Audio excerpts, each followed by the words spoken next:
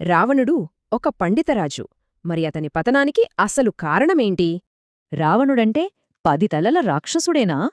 లేక తన తెలివితేటల వల్లే నాశనమైన ఓ మేధావా?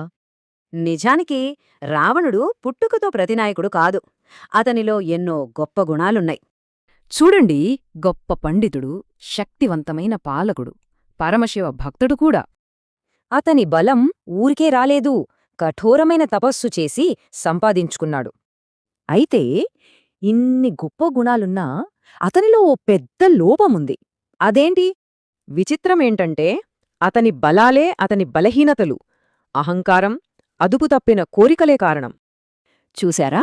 తన అహంకారం వివేకాన్ని పూర్తిగా కప్పేసింది. అందుకే ఆ తప్పు చేశాడు. అంటే అతని ఓటమికి కారణం శక్తి తక్కువవడం కాదు, స్వీయ నియంత్రణ కోల్పోవడమే. రావణుడి కథ మనకొక పెద్ద పాఠం నేర్పుతోంది, ఒక బలమైన హెచ్చరిక కూడా. అందుకే జ్ఞానానికి వినయం, శక్తికి క్రమశిక్షణ చాలా ముఖ్యం.